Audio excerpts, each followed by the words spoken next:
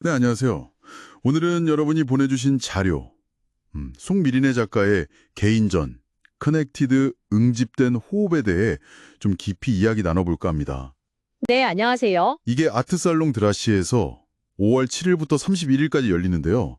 뭐랄까, AI 시대의 인간 소외나 환경 문제 같은 좀 묵직한 주제들을 다루더라고요. 네, 맞아요. 특히 그 작가 부모님 거업이 봉제 공장이셨다는데 거기서 나온 붉은 실로 뭔가 생명력, 또 연결, 희망 이런 걸 이야기한다니 시작부터 흥미롭죠?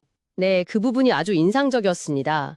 보내주신 자료 보니까 이게 그냥 단순한 전시 소개가 아니더라고요. 아, 그래요? 네, 예술이 어떻게 보면 ESG, 그러니까 환경, 사회, 지배구조, 이런 가치들이랑 연결되고 또 공동체 얘기를 하는지 그걸 보여주는 것 같아요. ESG까지? 그렇죠. 수옥미린의 작가를 그래서 그 붉은 실 때문에 한국의 시오타 치하루 이렇게 부르기도 하던데요. 아, 시오 타치야루.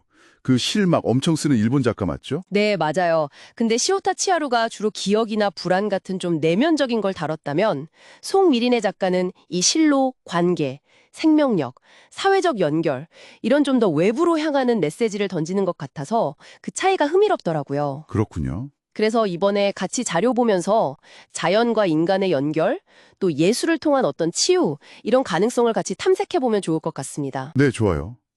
그 작가 작업 방식 중에 텍스트 드로잉이라는 게 있던데 이게 좀 독특했어요. 아, 텍스트 드로잉이요? 네. 관람객 목소리를 녹음해서 그 음성 파장을 시각적인 그림으로 바꾼다는데 와, 진짜 말 그대로 목소리가 예술이 되는 거잖아요. 네, 그렇죠. 설치 미술도 하고 평면 회화도 하고 다양한 방식으로 공간, 시간, 자연, 인간의 경험 이걸 다 아우르는 일종의 커뮤니티 아트를 지향한다고 하고요. 바로 그 지점인 것 같아요.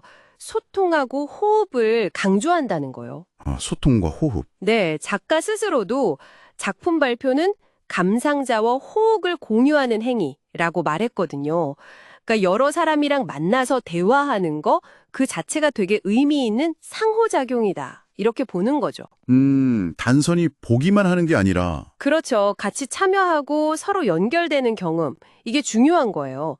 더 나아가서 그 버려지는 자투리천이나 실 있잖아요. 네네. 그걸 활용한 업사이클링 작업들, 이런 건 메시지가 더 분명하죠.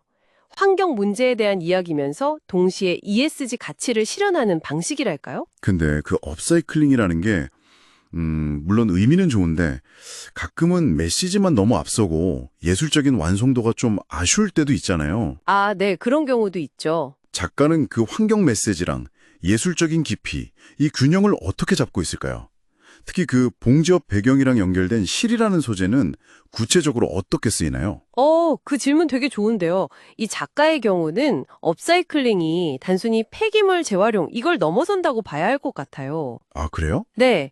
부모님 봉제 공장에서 나온 그 자투리 천이나 실이 작가 개인의 역사하고도 연결되지만 동시에 노동이나 환경 문제 같은 사회적 맥락도 담고 있거든요.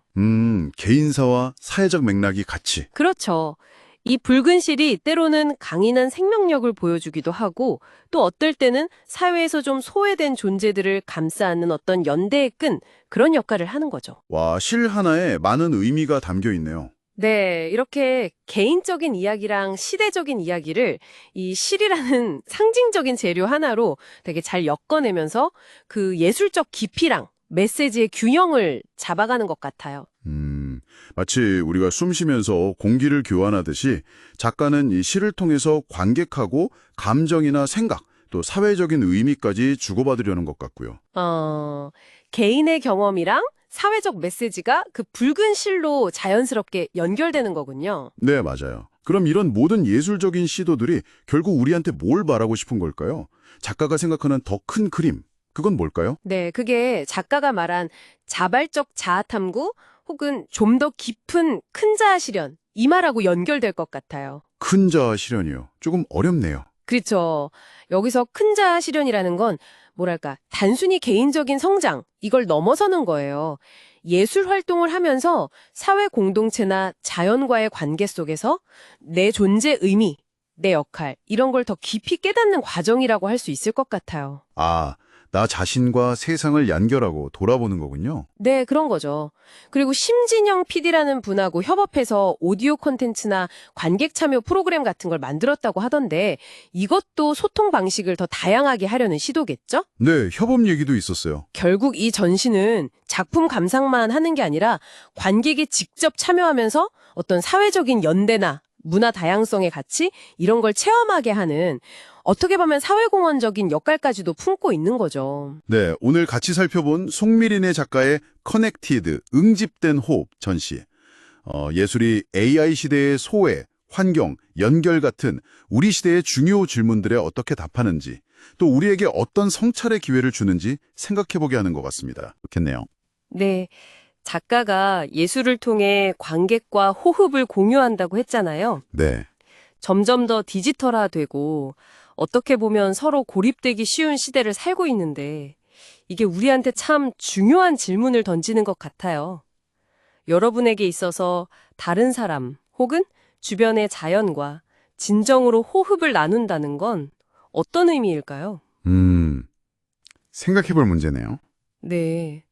어쩌면 오늘 우리가 나눈 이 예술가의 작품들이 그 연결의 실마리를 찾는데 뭐랄까 작은 영감을 줄 수도 있지 않을까? 그런 생각이 드네요.